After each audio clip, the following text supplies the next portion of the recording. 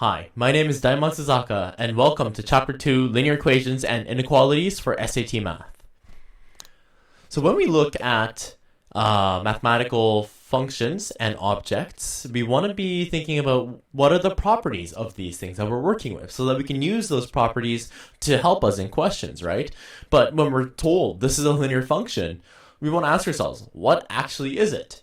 And we're going to take a look at a couple functions and types and try to classify them as linear and not linear. And this one right here, right off the bat, is not even a function because for a given point in the input, there's more than one output, right? And the definition of a function is that it takes in an input, say f of x, and it outputs something, y. You can't have two things that's outputted. It's only one identity. So this heart here, well, there's a lot of points that one input is putting out, right? It's here and here. So it's not a function. So if it's not a function, it's not a linear function. Now with the linear equations, what do they look like, right? And I mean, this is a linear function. So this looks pretty good, right? I mean, it looks linear. It's a function at least. So let's really rigorously define what this actually means. How about this one? Is this actually linear? Well, if you look at, just the graph, right? There's curves that's happening. It goes up and down like a roller coaster. Like, this doesn't look very linear. And you're right, it's not a linear function. And so maybe we should get rid of the curves, right? How about this one? Is this linear enough, right? How less of curves do we have to get till the function is actually linear?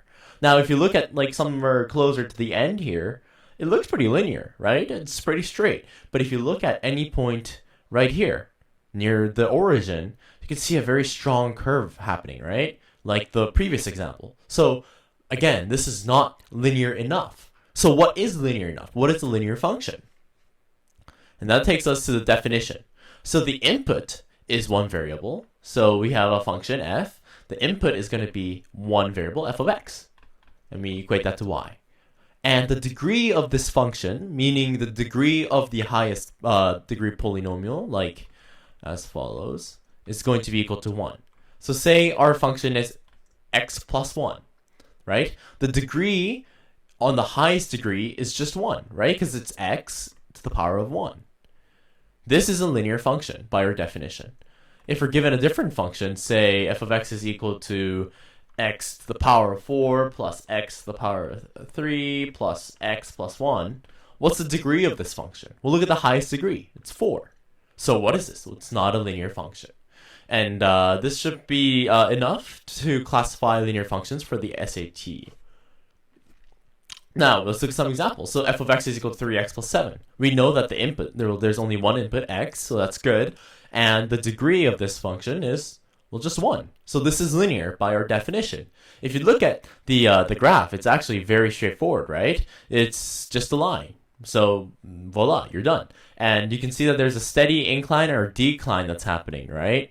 And that's actually going to motivate kind of what we do with linear functions. There's something called slope, which we're going to see right here. And slope is the rate of change of a function. And this is something that's going to help us kind of look at ratios later on and solve questions. And if you have the form f of x is equal to ax plus b, then the slope is equal to a. So let's let our function, for now, just tentatively be something like x plus 2. So what's the rate of change? What's the slope of this function? Well, I mean, to visualize it, it's going to look something like this. And the slope is just 1 because ax plus b, well, what's a in this case? It's 1. 1x plus 2. So a is equal to 1. The slope, or the rate of change, is just 1.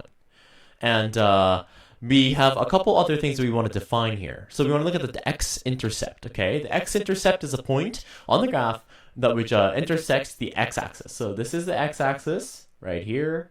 This is the line, right? And this is the point in which the line crosses the x-axis.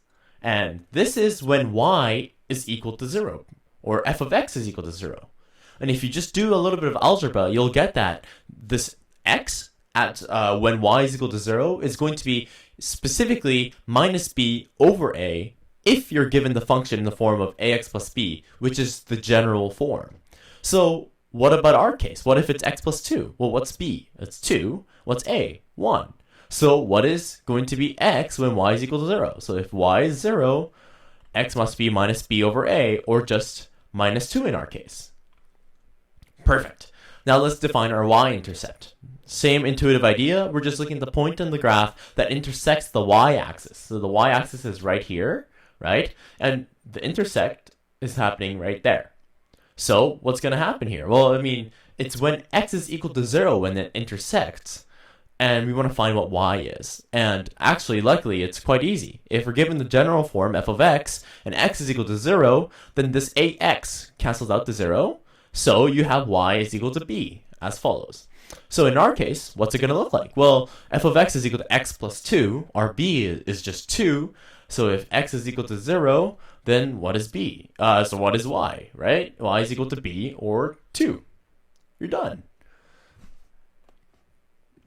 And this is the graphical representation of a line, a linear function, as you have seen already, right? So it's got the steady slope, it's got the x-intercept, it's got the y-intercept. Realize that the y value is 0 at the x-intercept, and the x value is 0 at the y-intercept, okay? And it has, as you can see, a very constant slope, right? Nowhere does the rate of change actually change. And an important thing that we'll be, having to do in our SAT is kind of figure out if a function is linear and then use that to, solve questions. And we need to kind of look at how do we then take expression and an equality into a form that we know, which is this general form, ax plus b. So we're given this something here, right? It's 3 minus 7 plus y equal 9x. That's not helping us. We don't know what this is. But if we just rearrange terms and simplify, we can actually get a lot of information. So 3 and 9 are on both sides here, so we can divide both sides by 3. We want to isolate for y, ultimately.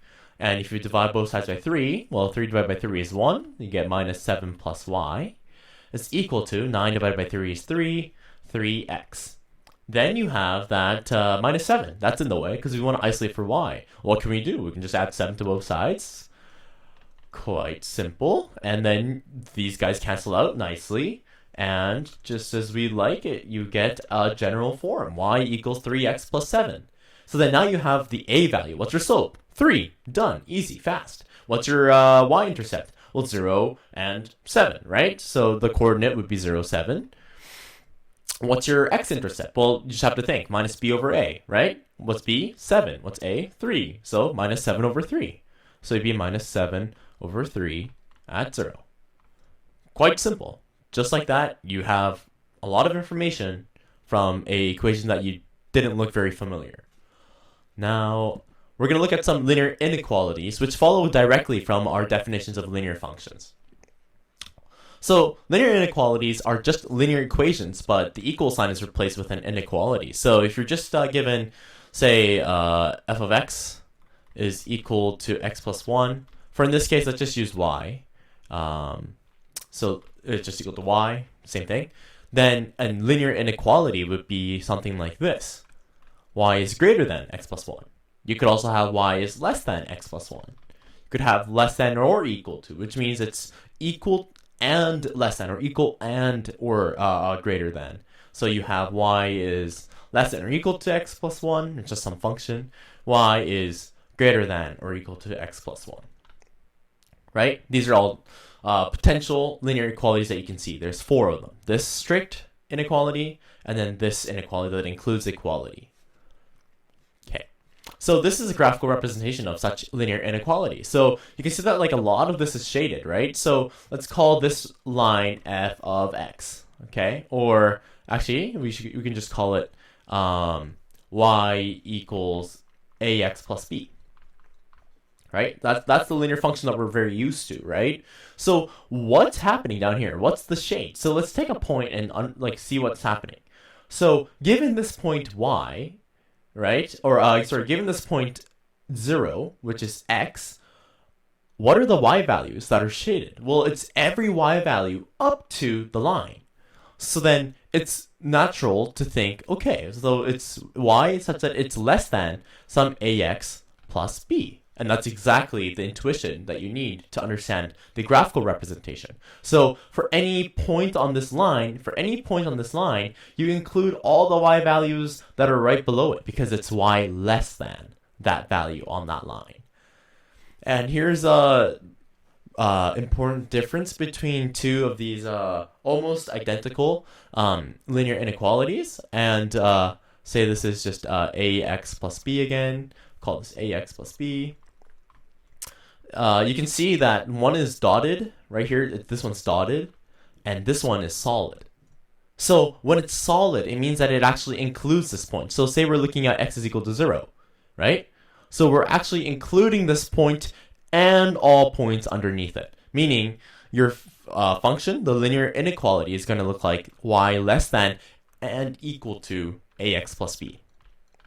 Whereas the other one, right, we don't actually include that point, but every point underneath, right? Which means it's going to be strictly less than, and it's ax plus b. All right, so that's it for linear functions, linear equations, and linear inequalities. Make sure you get some practice. See you again.